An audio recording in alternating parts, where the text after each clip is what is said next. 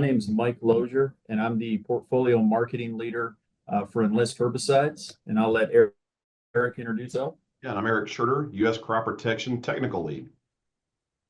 Great. Thank you, Eric. And like I said, we're thankful you guys are spending some time with us this morning to go through this Enlist Corn webinar. So I'm going to go through the agenda really fast to let you guys kind of understand the flow of this morning. But what we really want to do is give a kind of a system recap. It's really a 2024 recap of Enlist, so I'll share some data and some information with you. And then following that, we'll get into kind of the key topic of the day on corn trait tolerances with Enlist. We will pause for one of two Q&As about halfway through. And then we'll get into our second topic being the corn program approach. And then we'll wrap with our final Q&A. So you don't have to wait until the two designated Q&A times to type in your question. You can type those in the chat function, either on the bottom of your screen or on the top of your screen, however you have it set up. But go ahead and click that Q&A button and type a question in as they come. And then we'll have two designated times to make sure we go through all of those and get your questions answered. So without further ado, we'll kind of jump into this 24 Enlist season recap. The thing about this slide, just the main takeaway is what's written there up at the top. The Enlist weed control system is the #1 soybean trait in the United States. And Enlist E3 soybeans, are many brands occupy the Enlist E3 trait, but when you look at all the soybean acres in the United States, the Enlist soybean trait was planted on about 65% of total soybean acres here in the U.S. market for 2024. So we know the value and the benefits that it does bring. We're in our 7th year of, selling Enlist, and we feel like we've got a pretty significant advantage, over some of the other competitive products out there. But Eric's going to get into some of those details as we go. But I just wanted to hit a few more things when you think about, 2024. Since we started this journey, it actually goes back further than 2017. But when we started to commercially sell in 2017, we went from 0 acres sprayed all the way up last year through 125 million acres. And that's Enlist sprayed on corn, cotton, and soybeans. It is our 7th consecutive year in a row of market share gains. I know internally we're thankful that you guys are choosing to enlist with us and use that product. Very appreciative of that. And the numbers kind of show it.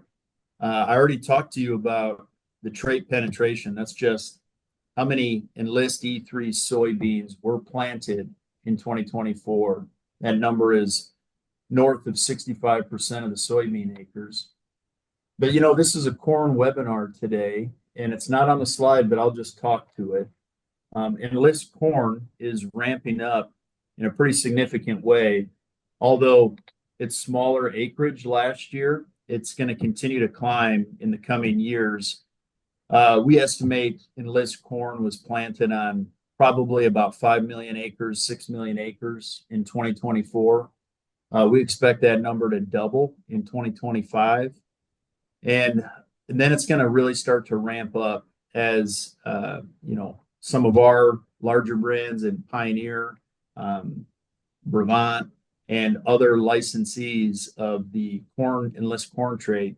By 2027, we think it's going to be on roughly 27 to 30% of all corn acres would be the Enlist corn trait. So I know all the portfolios internally here are ramping up Vorceed Enlist, PowerCore Enlist. So it's an exciting time in corn as we start to see that growth take off. But back to soybeans, on those acres that are Enlist traded acres last year, we anticipate or estimated our spray rate to be about 80% of the available acres to spray Enlist on. There was an Enlist application on those acres. So Spray rate is a number we pay close attention to, and for 2024, it was around 80%. Um, we know the differences, less restrictive, near zero volatility. I know some of the competitive brands out there don't have an over-the-top label for the upcoming season. That's not the intent of this, is to show you how much better we think our product is than somebody else's, but we do feel like there's significant value it brings to farmers here in the U.S. And then reliable supply. All of the components that go into our Enlist weed control system is sourced and based right here in the USA. So it's something that I know we're thankful to be able to claim and share that with you guys. You know, we're a company that invests, when you break it out per day, we're committed to R&D. We invest on average about $4 million a day in, you know, what goes in our seed bags, what we're putting on crops in terms of crop protection products. And again, thankful to work for a company that's committed to not only now, here today, but the future. So that's just a little bit of 2024 in a very broad nutshell here. Let me see if I can get this to cooperate. Okay, there we go. And now I'm going to turn it over to Eric, and he'll start taking you through Enlist corn insect trait tolerances. So Eric, I'll hand it over to you, sir. Well, thanks, Mike. Folks, we're going to try to break this up into several sections here today, talking about insect traits. We're going to talk about the herbicide trait component, the weed control program approach, and a little bit about stewardship. As Mike indicated, we'll take a Q&A session approximately at the bottom of the hour and then at the very end. To give you just a little bit of background of where we've been at with the Enlist corn from a systems perspective, we've actually been in the marketplace since around 2018. And that's really due to the fact that in June of 2017, we did see deregulation for Chinese import. Obviously, at that time, that did not allow us to really get in the marketplace until 2018. Now, one of the reasons why we call it a relaunch in 2023 is because of how we're coming to market. Back in 2018, we still had to have a structured refuge. In 2023, we've been able to have that integrated refuge into the bag so that growers are able to be not only compliant from an insect trait stewardship perspective, but it's also that easy button. You know, it's kind of like the old adage, if you had to go back from auto steer back to regular from planting, it'd be utter chaos. Well, that's kind of where we were at with that structured refuge. There's a lot of value there. We had a lot of customers like what we brought to the marketplace, but to really get that to grow to the size and acres, we had to have that easy approach from planting, and that's what we were able to bring in 2023. Now, to kind of give you some background here a little bit, I know there's a lot on here, but I want to kind of show you the transition that you'll see, not only taken in Corteva brands, but also in other licensee brands around the U.S. If you're used to planting an acre max above ground, you're probably going to be switching over to that PowerCore Enlist. Okay, so you're still using that MON 89034, Herculex 1. You've got the 4 herbicide trait packages there for PowerCore Enlist. So you still have that broad insect control for above ground and broad herbicide tolerance. If you're used to planting the Acre Max Leptra, and really that's basically Acre Max plus the VIP, well, you'd more likely going to move over to PowerCore Ultra, which is basically PowerCore plus the VIP trait. Now we see more of the VIP trait being utilized in the southern U.S. or that western market, western Iowa, Nebraska market going west, where we tend to see more ear feeding pests there. And if you're in the marketplace where we know we have rootworm pressure and you're used to planting chrome, you're going to be moving over to Vorceed Enlist. And when you look at Vorceed Enlist, that is basically we've been able to bring some of the same aspects over. So we have all the trait packages we see in PowerCore Enlist. We also have the Herculex rootworm. We also have the other rootworm technology plus RNAi that are brought over with that MON 88017. Now, the difference here, and I want to make sure people understand, when we went to Chrome, we had a new insertion technique and event called DP4114. So if you're used to Herculex Extra and you've been worked with that technology, very powerful from an insect control, a little bit harder to work with from a breeding. You had to be really on top of your game. DP4114 was that new insertion technique, allowed us to open up the germplasm, a little easier to work with. We were able to incorporate that into Vorceed Enlist. So we're not taking a step backwards. We're still building on the momentum that we achieved with some of these insertion techniques to bring the best product forward. Again, brought us above ground and below ground from an insect trait perspective. Okay, when you look at PowerCore Enlist, and over on the right-hand side, you can kind of give a compare and contrast looking at PowerCore Enlist versus VT Double Pro. Obviously, what every grower is trying to do is they're trying to maximize yield potential. And when you look at the diverse lineup we have, and our licensee brands and our regional brands have as well, you're seeing that diverse genetic aspect there. It always starts with good genetics, and then we've got to preserve that yield. And that's what we can do with PowerCore Enlist for those above ground pests. Specifically giving you a little better control on ECB, fall armyworm, southwestern corn borer, and still getting that black cutworm control. We still have all the flexibility from herbicides, which we'll cover here in a little bit, but it's that broad above ground package. Now, when you start looking at the traits involved with PowerCore Enlist, this is where you have basically two events. You have the MON 89034 bringing over the Cry 2AB2, Cry 1A.105, and then you have the Herculex protein in the Cry 1F. So you got three different basically genes working together, two different events. It's that multi-gene stacked or pyramid approach. You think about how we're using multiple modes of actions in our herbicide markets. We have been for years as a sound weed resistance perspective.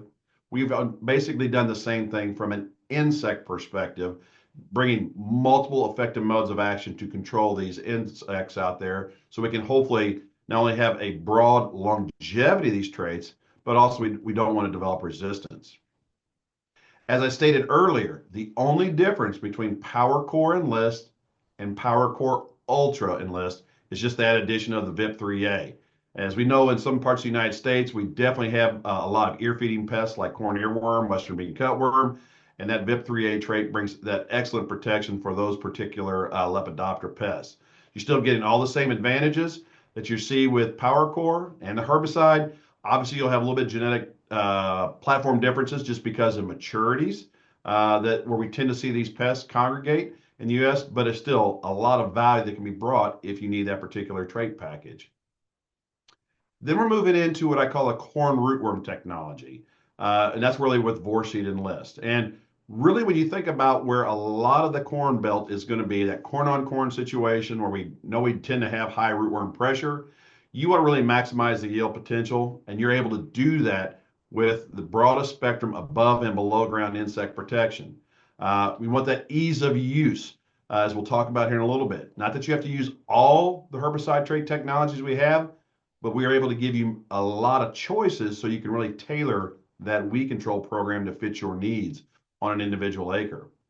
When you start comparing Vorceed Enlist over in that right-hand chart versus SmartStax Pro technology, again, you look at the three and you say, well, it has 6 modes of action, including RNAi. They both do. We have more herbicide tolerance with Vorceed Enlist, more flexibility. And if you just look at the modes of action, you would say they're equivalent. But I want to, once again, draw your attention back to that DP4114 trait. That chrome insertion technique not only is bringing more yield, it's opening that germplasm without sacrificing excellent insect control. So we're able to really maximize the full value of that genetic potential. Okay. And we also have that RNAi trait in there as well. So we have multiple ways we're trying to attack rootworm control as it relates to those corn-on-corn or those heavy populations out there. Now, Enlist corn herbicide trait tolerances. Okay. First, one of the questions we usually typically will get, as we talked about insect traits, absolutely important. It always starts with good genetic selection. Then we got to try to figure out what trait package best fits the acre. Now, the next selection is really, what does that weed control program look like? And when we first started down this road, thinking about how to launch Enlist corn, we looked at several aspects, and this is going back 10, 15 years for that matter, even longer than that probably. But we know that to that point, there was never a 240 trait tolerance in corn. We do realize 240 is labeled in corn, but by and large, growers just typically will not utilize it because of the narrow application window and the concerns for goosenecking and other things we'll see here in a minute. We also knew with that particular gene, which we'll go over here in a minute, we were able to bring a new tool to the market, bringing FOP tolerance. Again, never been done. Another option for maybe corn-on-corn control or glyphosate-resistant grasses. We know that they are starting to see more of those become prevalent in certain parts of the United States. Now we're able to offer another tool for our growers. And glufosinate tolerance. When you look at our soybean market, we know we do spray a fair amount of glufosinate in soybeans on a yearly basis. We're starting to see that same approach being taken in corn. Now, that is also another kind of key differentiator. With Enlist corn, you have the ability to utilize glufosinate. As going forward, some major seed brands have made the announcement they will not have glufosinate tolerance. So we're taking tools out of the toolbox in some of those camps where we're trying to offer you more tools, more flexibility. So there's a lot of reasons why it made a lot of sense to bring 2,4-D tolerance to corn. And when you plant Enlist corn, regardless if that's PowerCore Enlist, PowerCore Ultra Enlist, or Vorceed, you will get tolerance to 2,4-D choline, glyphosate, glufosinate, and the FOP chemistry. Okay, again, that ability to be able to control inside of corn, grasses, or non-enlist volunteers. Now, as far as the traits and where we're bringing the tolerances from, the AAD1 gene is the gene involved bringing 2,4-D choline and the FOP tolerance. We're utilizing the PAT gene for the glufosinate tolerance, which is really coming through our Herculex rootworm or Herculex above ground technology, and then Roundup Ready to Yield gene for glyphosate. Now, one component that, and we still see a little bit in the industry, not much, the DIM herbicides. We're going to talk about DIM herbicides, but just recognize Enlist corn is not tolerant to the DIM chemistry. So a product like Select or Select Max. We are tolerant to products like Assure 2. That's a FOP chemistry. Okay, even though we call them selective or grass killers, there are different modes of actions there inside that particular category. Just kind of give you some visuals here in that top left-hand corner. You look on the left-hand side, we have a non-enlist versus enlist or the transform plant. When we look at a 2x rate, you can see that obviously that enlist corn is staying strong, staying tall, no leaning, versus what and why growers typically have not utilized 2,4-D in corn till we brought the technology forward. Over in the top right, we have enlist corn there in a row, and basically you have a runway. That was non-enlist corn, and we sprayed that with Quizalofop or Assure 2 at a 4x rate. So we have broad, robust tolerance. Obviously, you're very familiar with soybean tolerance on the bottom.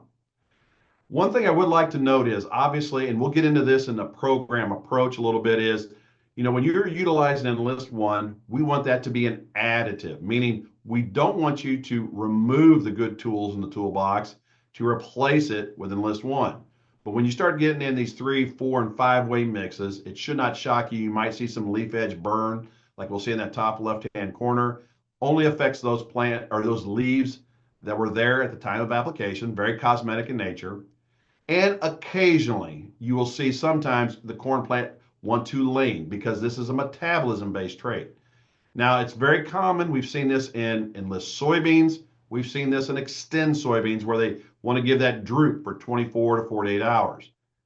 In my time in R&D, in the probably 7 to 10 years I evaluated Enlist corn, I only saw this one time in 1 year. Not as common or as pronounced as we see in soybeans, because naturally some of the grass crops have a little better tolerance genetically anyway to 2,4-D, but you can see it occasionally.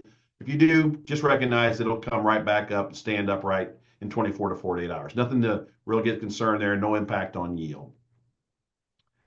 Now let's kind of talk about tolerance here a little bit, okay? We've done a lot of work over the years. I just want to kind of show you some of the work that has been done here. So basically we're looking at percent visual injury. The dark blue is a non-enlist hybrid. The light blue is its counterpart that's just been converted over to enlist.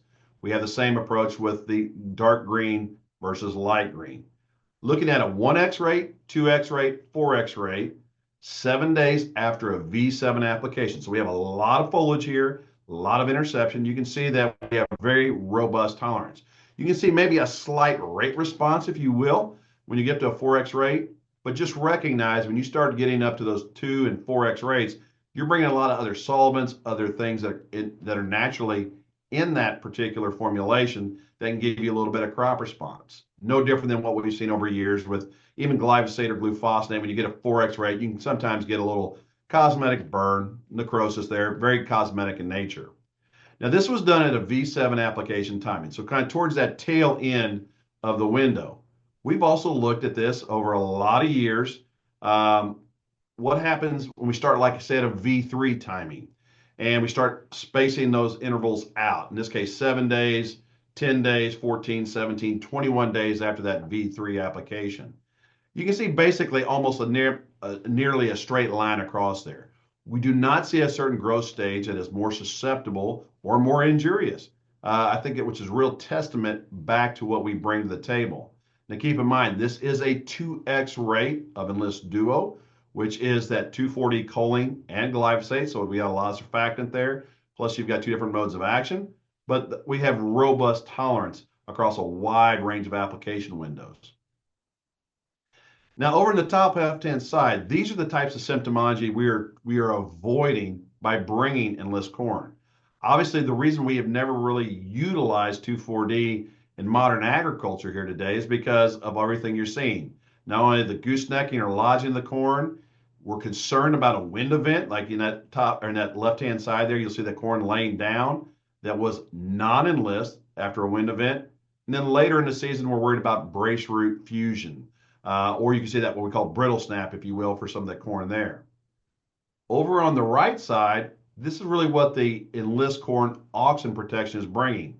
In fact, what you're seeing here is just there's a small gap between that Enlist corn and the non-Enlist corn, where we are looking at basically 2 rows of genetics, or a 2-row plot, where we were looking at one genetics without the trait, and directly behind it was that same genetic with the trait. And that went on through the field. I actually sprayed it that morning, and we had a pretty strong wind event that night and came back the next day, and almost every range that was non-Enlist was laying flat on the ground. Just really shows you the testament that we are able to bring that auxin protection that everybody's really concerned about with Enlist corn. Fop tolerance. Again, over on the left-hand side, this is non-Enlist corn treated with Quizalofop or Assure 2. And over on the right, you have Enlist corn. You know, that's the beauty of this system is if you have an Assure 2 that enables this technology, you can spray it right over the top. Now, with that said, we know that this is an added value. Take, for example, back in the deratio years, where we had the deratio. We sold out of Enlist corn almost immediately because growers knew that they had a non-Enlist corn that went down in the deratio. I could plant Enlist corn in that corn-on-corn situation, and I could take out those volunteers. Now, if you have an Enlist corn hybrid that went down and you have volunteers, obviously you will not be able to take it out in that subsequent year because everything out there will be tolerant. Also, too, recognize there's also a lot of glyphosate-resistant grasses that are coming on throughout the United States. Here's another tool that we can bring into the toolbox to be able to control those glyphosate-resistant grass species. So again, options at your disposal. And kind of giving just a little teaser here before we start the Q&A, obviously we want to have as many tools at our disposal, and bringing a new effective mode of action into corn is one way to try to tackle those hard to control weeds like Palmer amaranth, water hemp, many of the other broadleaf weed species. You know, here on the bottom left, you're seeing this is 21 locations back from 13 to 16, 14 to 21 days after we treated these, but a glyphosate only controlled 60%, recognizing this is glyphosate-resistant Palmer amaranth. But when we tank mixed glyphosate with Enlist 1, we jumped that up to 94%. Glufosinate given 89% control, and Enlist 1 plus glufosinate, 90% control. What we're just trying to point out here is with Enlist corn, you have a lot more flexibility, more options from a tank mixing perspective to really go after those hard to control weeds. Okay, we'll talk a little bit more about that here in just a minute, but just to kind of summarize before we take our first Q&A session, we've talked about the insect trait packages there being PowerCore Enlist, PowerCore Ultra for that above ground trait package, Vorceed, that complete above and below ground from a rootworm perspective.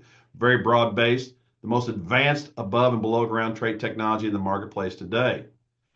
With any of the Enlist corn, regardless of insect trait package, you have a robust tolerance to those four different products there in the marketplace. That just gives you more options to really tailor make your weed control program fit each and every field.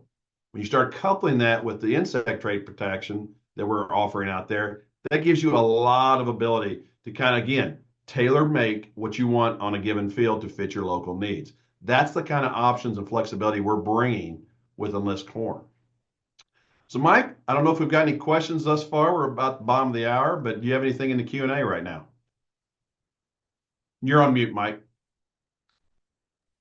I told myself I wasn't going to do that, Eric. Okay, we've got one here so far. The question reads, is Enlist corn safe to an application of Enlist applied the same day that I plant my corn? In my notes, I always have had to apply 2,4-D a week or two before planting to feel safe. Yep. So obviously, great question. When you start looking at, and I'm gonna say in general, when you look at soybeans and you look at most any 2,4-D label out there, you'll see that ranges from anywhere from 14 to 30 days, depending on rate. And in corn, generally speaking, that's 7, maybe to 14 days. Generally speaking, corn is more tolerant to 2,4-D just naturally. If you go out and you plant that day and you spray that afternoon, you will have tolerance. Now, one thing I would caution everyone is this: when you go through that field and you're planting, you're starting to nick roots. You're going to start to kind of maybe harden off some of those weeds. I've always felt it's probably better if you can do it to spray first, then plant. That way you're not disrupting those weeds out there with your row cleaners, things of that nature, make it a little bit harder to control. But that, yes, absolutely, you'll have tolerance there. Nothing to be concerned about. Great. Okay, that's it so far coming through on the chat. Okay. Okay, folks, again, if you've got questions, we're going to start getting into the program approach and some other aspects here. Just kind of gave you a highlight overview of the tolerances from an insect and a herbicide. So let's kind of put it into practice. So, when you think about why did we bring Enlist corn herbicide tolerance to corn? It's probably one of the questions we got early on several years ago as we were doing a lot of education. And I think it'll make sense after we go through today how we're approaching this, which will be different than Enlist soybeans. But we really want to give more options to growers, more flexibility. Okay, when you think about having 2,4-D choline, FOP, glufosinate, glyphosate, plus your current corn chemistries out there, we're really expanding that toolbox to not only give you more options, but also to preserve the current tools we have in that toolbox. We also want to have grower peace of mind and be neighbor friendly. Now, today, when you think about it in the marketplace, approximately 20 to 25% annually, depending on where you stand, will use some form of dicamba in corn today. I've asked growers year after year after year, show me a hands how many like spraying dicamba in corn. Probably doesn't shock you. I've never had a hand raised yet. Growers are using dicamba in corn today because either they're lacking weed control with their current program, they have resistance, or weeds are getting a little big, they think they need a helping hand. But at the same time, they're trying to get good weed control. They're also concerned about potential brittleness, brittle snap, wind events, all the other things that go along with a dicamba application. To top it off, that neighbor-friendly weed control kind of comes into mind. If I'm spraying my corn today with say a Clarity, a Diflex, Banville, Status, etc., and I've got glyphosate and other products in there, we know that ultimately can increase the volatility. You may have been able to make a good on-site application that day, but if it continues to volatilize and move off target to your neighboring fields, and as Mike indicated, around 6.5, 7 of those out of 10 are Enlist soybeans, now you have the potential to injure a neighbor's field or your own field of E3 soybeans. So having that neighbor-friendly weed control in corn to really complement that corn and soybean rotation, we felt was very, very important. Again, we'll talk about how we're going to treat these differently in corn than we do soybeans. Now, just to kind of a refresher, hopefully you're well aware, Enlist 1, top right, That's just our straight goods 240 choline with the ColXD technology. Gives you that benefit of greater tank mix flexibility. ColXD, when coupled with the correct nozzles on our website, we can get that reduction, that 9% reduction in driftable product, and just allows you to really customize your tank mixes, whether you like a glufosinate-based system or a glyphosate-based system. Enlist Duo, that's that convenient proprietary blend of 240 choline and glyphosate, also with ColXD. For a lot of growers, they like that because it's multiple modes of actions. Also, we get good grass control out of the glyphosate, and we also have that tank stability. You know, especially early in the season, we got cold water coming out of the well, different types of salts out there for 2,4-D and glyphosate. Not always do they play nice in the tank, and we can see some salting out there from a traditional tank mix. Well, with Enlist Duo, we don't have those same concerns. Now, ultimately, at the end of the day, all growers are really wanting to get down to the very bottom of this page, and that's how do we control those hard to control or resistant weeds. And whether you're using Enlist One in conjunction with another effective mode of action or Enlist Duo, we know and our data clearly shows we can get good control. I also want to point out some BMPs for Enlist corn. Now, when we first re-registered here back in 2022, we made one change. All post-emerge applications, regardless of the crop, will use a full labeled rate, which is either 2 pints or 4.75 pints of Enlist Duo. Now, that's really paramount when you think about when we use a full rate, we're trying to ensure that we are not allowing escapes out there due to a low use rate. We also, and we've spent a lot of times, we've had whole webinars on our BMPs alone. Over on the left-hand side just shows you some of these factors.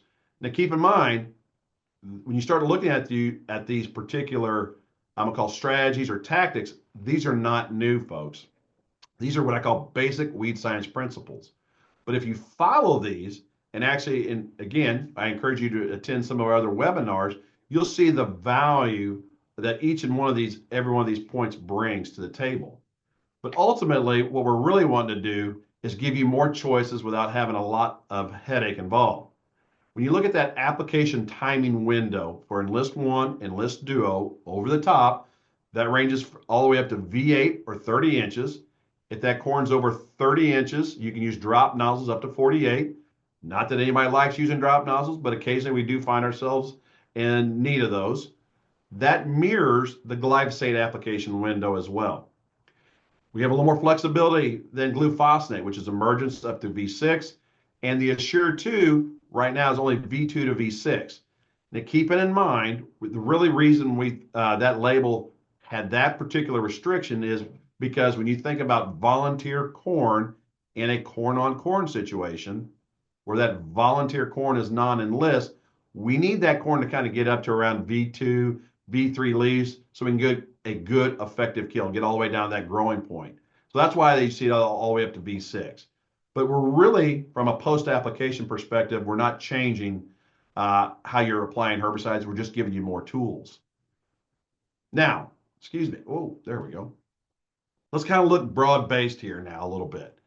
Now, starting over on that left-hand side, whether you use clean tillage to start the year off, you're using a burn down, however you're starting clean, we want to start clean. You made that decision, you want to plant Enlist corn. We want you to use the effective pre-residuals you're using today. Hopefully those are Corteva products, but there's still a lot of good corn chemistries out there that are multiple effective modes of action. We still want you to use, in most cases, use a program approach. Pre followed by post in-season residual herbicides. That gives us probably the most effective way to really spread that dollar across a year, bring our residuals and really get the maximum use out of our residuals. And we still want you to do that with Enlist corn. But the difference in how we're approaching corn versus beans. Right now, again, as we talked about before, around 20 to 25% of the market is using dicamba today. We talked about what some of the concerns around dicamba, the older dicambas, mind you, bring. That's an opportunity to make that swap out for dicamba and bring in that Enlist One or Enlist Duo with these other approved tank mix partners, which obviously you have to go to the website and verify. This is an additive approach only. We don't want you to blanket Enlist One across every corn acre. I will assure you, not every corn acre out there needs Enlist One. Just like every corn acre does not need an application of some type of dicamba. There's only certain times in certain areas where we need this. We still want to make sure we're preserving all those technologies and those pre's that we see there, but that's where that Enlist One and Enlist Duo come into play. So again, trying to really reiterate this on a few points. First off, herbicide trait tolerance does not cause resistance. In itself, just because you have Enlist corn, that is not going to cause you to have resistance to any of the weeds out there. Poor herbicide management decisions, that's what leads to herbicide resistance. That's why we want you to follow kind of that approach below, using that multiple modes of action pre-plant or pre. We want you to use multiple effective modes of action post, and we want you, if you need it, have an additive mentality, not a replacement. Again, we know that right now today, in soybeans, about 80% of the time you're going to be spraying Enlist One or Enlist Duo on those soybeans. We have less choices in soybeans today than we do corn, typically speaking. By taking an additive approach, keeping the good tools in your toolbox, not only are we preserving those, but we're not putting added pressure on to the Enlist weed control system. And I'll show you that here in just a second. That's the difference in how we're treating corn versus soybean. So why do we say some of this? Well, I think it takes take kind of a look backwards a little bit and through history. And you think about ALS chemistry and then the glyphosate era, ALS chemistry specifically in soybeans, and we use some in corn as well, still do today. But then glyphosate came along. And really, I would say that's the perfect scenario for how we could develop weed resistance. When you think back to the late 80s, early 90s, current weed control programs at that time were very complicated. They tend to be very expensive, and they really required a lot of management to be, I would say, truly effective or somewhat effective, given the herbicide mode of actions we had. Again, it took a lot of time and effort to really get a good clean field in soybeans or corn back in those days. Glyphosate came along, and originally it was very inexpensive compared to other herbicide options, so there's a natural draw to it. It was really simple to apply, very effective. It was cheaper than a lot of our other chemistries, and we can go wall to wall or door to door, windrow to windrow for that matter, and it just worked. The other challenge with that is it works so well that growers, and in general, we abandoned all our good weed science principles. We started moving away from our pre-emerge chemistry. We quit utilizing in-season pre-emergence chemistry, and we really didn't promote a good resistance management program. We only had one mode of action going out there, and we're using it on corn and beans, and that was about it. And when we did that, we really developed resistance, and in a big way. When you start looking over here on the left-hand side, this is just the trait adoption curve for soybeans, cotton, and corn. Again, just because you have the trait doesn't mean you're going to develop resistance. It's the action that you take as an applicator, as a grower, that's really going to dictate whether you have resistance. Well, when you look at that same time frame for the number of active ingredients over on the right-hand side, on that green line, and the number of sites of action, you can see that steady decline all the way out to 2003, 2005. Just an indication that says basically we abandoned a lot of our principles. The result was this, a lot of resistance. Shown here is the top 15 actives here in the US with resistance. Now take, for example, atrazine, kind of unique. We have a lot of resistant weeds out there, but almost every corn acre probably today gets some kind of atrazine. That's unique in that it actually comes with a fitness penalty, meaning a non-resistant atrazine weed species is actually more fit to grow, germinate than an atrazine resistant. Kind of unusual. But in the case of glyphosate and the rest of the products over there, a lot of ALS chemistry, some ACCase chemistry, you'll see that we have a lot of resistance to develop. That's why glyphosate was number 2. Now, when you look at the weed species that are resistant to glyphosate, those in red are the ones that are now glyphosate resistant, or here in the US, we have a close native relative. Like, for example, there at the very bottom, perennial ryegrass is very close to Italian ryegrass. When you look at those hard to control weeds, these over the left-hand side happen to be the kind of the key driver weeds we're going after, depending on where you're standing or farming in the United States. We also have other key weeds like kochia, horseweed, ragweed species, and other amaranths that are also resistant. All of this really points to the fact that if we abuse the technology or the system and how we're supposed to be using it properly, this is what's going to occur. This should not shock anyone. We've seen this repeat itself throughout history. That's why we've really tried to take a different approach to that. And we've seen that not only in our data, but here's a study out of Purdue looking at weed resistance development. And this is the even years are the soybean years, the odd years are corn years. Now I'll sum up the treatments kind of high level here. A diversified glyphosate program is one where we're using glyphosate, but we're also using other effective modes of action pre and other effective modes of action post. Taking that same approach with 2,4-D, in this case Enlist 1. Same style where we're using effective multiple modes of action pre and post. 2,4-D reliant. Well, think about this kind of bare bones minimal mode of action pre, and we're asking 2,4-D to do almost all the heavy lifting from a post-merge application. The same type of scenario that we saw with glyphosate back in the 90s and early 2000s. Compared that to a fully diversified, meaning we just used as many different modes of actions as possible. It kind of sets the stage for the programs here. Now, I want to draw your attention to that blue bars or that blue line. When you look at the weed densities over time, you saw it started to increase, where we basically relied on 2,4-D by itself to do all that lifting. Should not shock you that we started to see some density changes. And then it's really noticeable, especially with the species changes at the bottom, especially in the soybean years. 2,4-D does not have any activity on grasses, so you see that spike up with grasses. You also see some other weed species there that 2,4-D may not be as sharp on. But where we use Enlist 1 with other effective modes of action, pre and or post, we see no difference compared to that to a glyphosate diversified program or fully diverse. This type of data really shows you and hopefully should serve as a warning. If you abuse this system and you expect Enlist 1 or Enlist Duo to do all the lifting, you will repeat the same mistakes we've done for 40 years.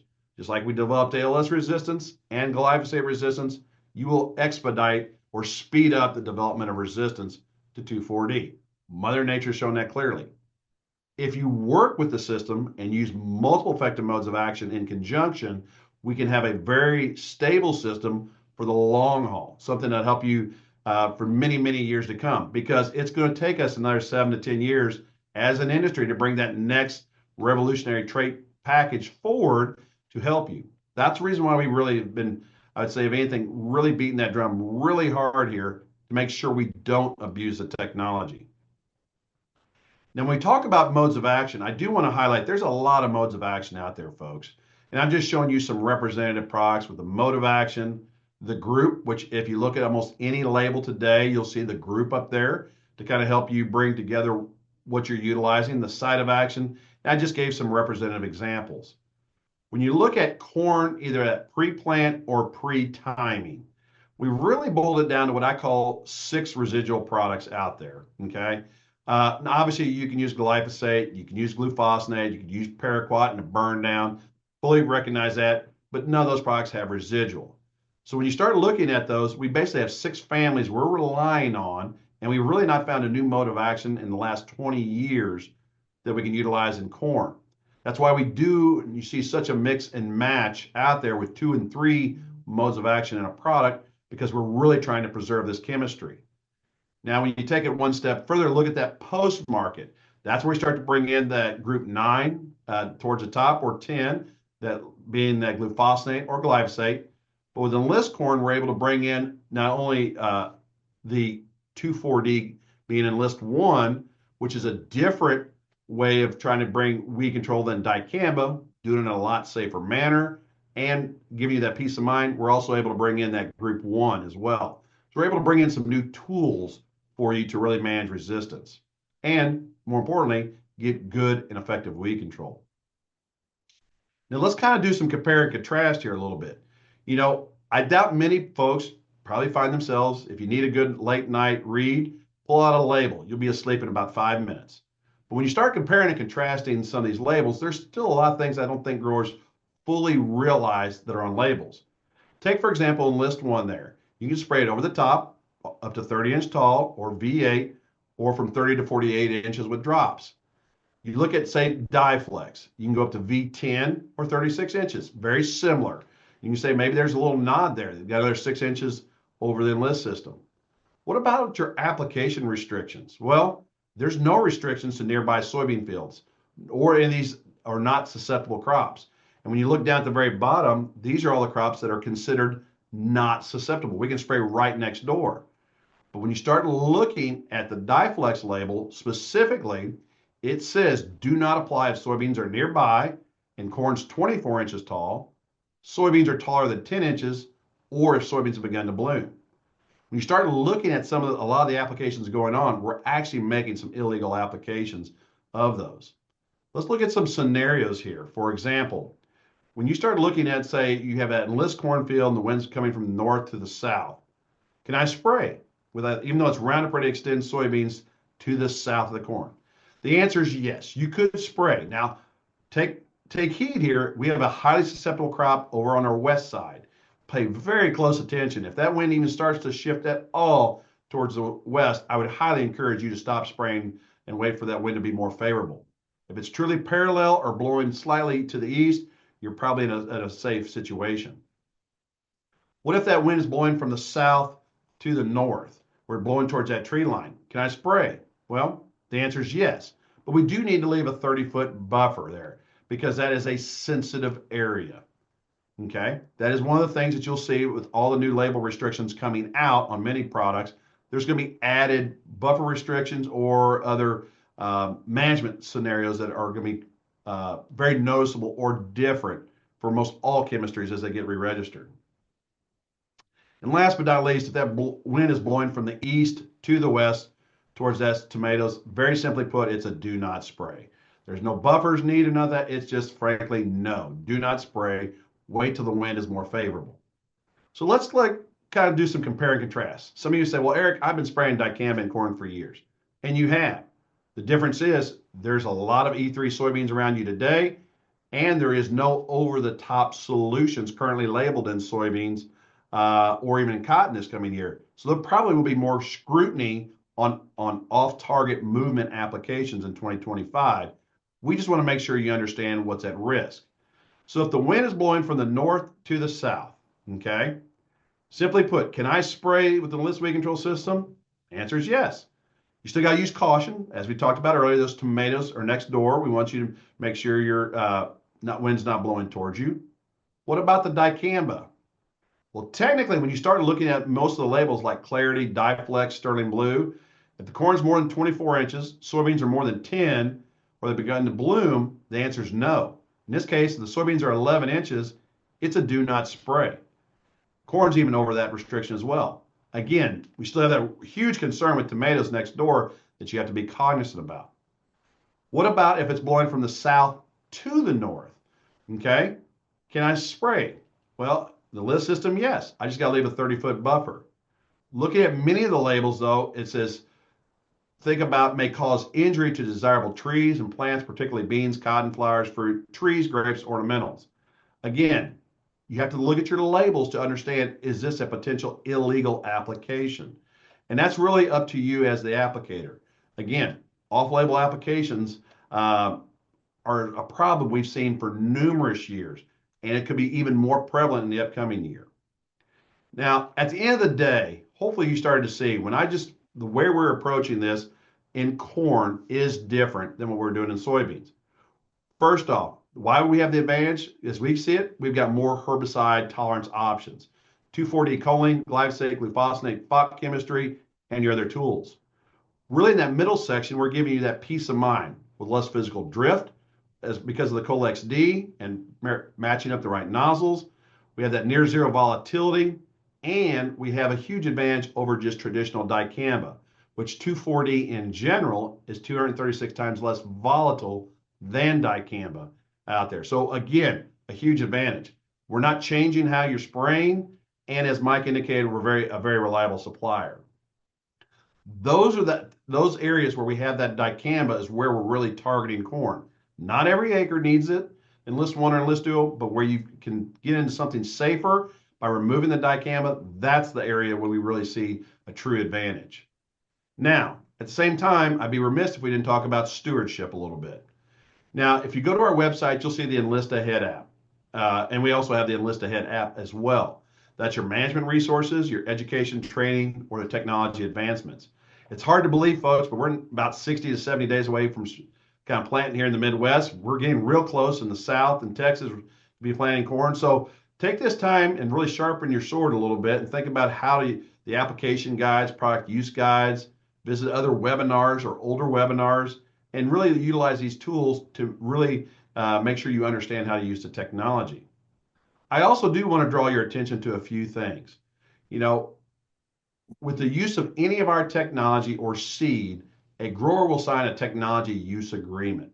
And it really stipulates all the various things that you can and cannot do with that technology. One of the sections in there clearly states that Enlist One or Enlist Duo are the only 2,4-D containing products that can go over the top following a burn down. Now, the reason for that is very simple. When you think about when we launched this technology, if we had not developed 2,4-D choline with Colex-D technology, we would not have a viable solution. If we abuse and start to try to misuse other products like an ester or amine, that's going to put the whole system at risk. We've seen that today, folks, with the dicamba system, where poor stewardship and off-target movement has now taken a tool out of the toolbox. Because of that, we've initiated anonymous tip lines where you don't have to basically identify yourself, but if you see something, say something. And that's where we follow up with those tips. And we'll either individually do audits or other aspects to meet with those growers or applicators based off of our findings. And because of that, we are committed to the thousands and thousands of growers that are doing the right thing. We as an organization and you as a customer or that grower can't afford to have more tools lost or taken away from you. You can't afford to have future restrictions put on a technology that's very sound when used properly because of a few bad actors. This year alone, we've had to report state and federal agencies misapplications. We've restricted growers' access by pulling their TUA, and we've had to work with retailers and pull the herbicides from them as well in certain instances. Unfortunately, we are going after the bad actors out there to preserve this for all, because we do know overwhelmingly a lot of you are doing the right thing. Now, with that said, you can kind of see what we've done here in 2024 compared to previous years. We've seen greater seed audits, we've seen greater CP audits, investigations. We've had a lot of tips. We do appreciate you, everyone out there, making sure that we are all working together in unison to make sure we preserve the longevity of this. Now, because of what we're doing, we are committed to protecting the future. And again, for all those who have been through an audit, we appreciate your support. And if we found something that needs more education, we're here for that as well. We will be expanding our IP compliance efforts here again in 2025. And we continue to do those tactics that make sense to try to preserve this technology for all users out there. Now, kind of in summary, folks, I know we've been through a lot here. We've covered really the robust insect and herbicide trait tolerances offered with the Enlist One herbicides and the Enlist traits for those insects. We've talked about the comprehensive trait packages that we bring from an insect trait perspective. We've talked about how multiple modes of action is absolutely paramount to preserve this technology. And by using Enlist One or Duo in place of that dicamba in your corn, we can get that not only effective weed control you're looking for in your corn, but do it in a neighbor-friendly way that gives you really peace of mind. And we've also talked about the importance of responsible stewardship. What we as a company have committed to all our customers out there and how we plan on preserving this technology. If you ever have any questions, always visit enlist.com, visit with your local retailer or your Corteva AgriScience crop protection sales rep or seed rep, and we'd always be happy to answer any of those questions. So with that, Mike, I'll turn it over. I think we have about 5 or 6 minutes here for the last few questions.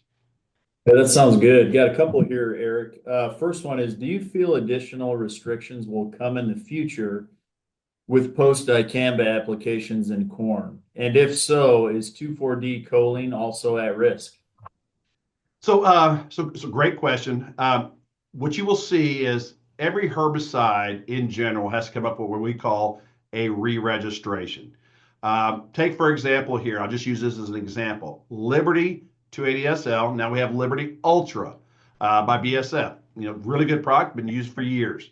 Or the glufosinate molecule. You will see differences between Liberty Ultra label and the Liberty label just because it's the newest product out. There are restrictions, different things, setbacks, etc. All that's because of the ESAs, the Endangered Species Act, and how each product is evaluated and how they comply with meeting that standard. Enlist One and Enlist Duo were the very first products to ever go through a full-blown ESA evaluation. We have clearly demonstrated, that's why we have freedom to operate all the way up through 2029 with our current labels, because we have built-in systems. That doesn't mean that other 2,4-Ds or other dicambas, whenever they come up for re-registration, won't have even further restrictions. So it will be a product by product evaluation, and or it could be molecule based at sometimes. Again, it's going to take a fair amount of time. You think about the time it takes to review all this. It cannot be done over 1 year or 2 years, but as that continually phases in, you'll see more and more of those types of restrictions coming into play. That's good. Okay, Eric. Next question here. Says, understand that Enlist is much easier to use versus dicamba, but doesn't dicamba in corn and then Enlist in soybeans offer better weed resistance management than Enlist in both crops? It's a great question there. So obviously, when you think both are Group 4 technologies, as we all know, auxin herbicides, if we could keep the dicamba from having the negative attributes for brittle snap, all the things that could occur in the corn, and having that negative off-target movement to your bean crop, that would be wonderful. But unfortunately, we can't. That's why we've said utilize Enlist One or Duo in conjunction with your other effective modes of action. When you have 2 or 3 modes of action in the tank that are working on those weeds, you're less apt to develop resistance. And we've clearly shown that for many decades now when we do that. Do we like to have as many unique modes of action across crops? Yes. But when you're trying to really maximize your total ROI, not only on your beans, but your corn, that's why the Enlist system does make more sense as we go forward. The older technologies, folks, we know because they're not even the newest salts or newest formulations, they get up and walk. We've seen that for years. Now, because we have no over-the-top solutions for extend soybeans or extend cotton, it's going to be very interesting to see how our state agencies and stuff try to address this off-target movement, because it's really only going to be coming out of corn, or should be only coming out of corn. That's kind of why we had to take that stance, folks.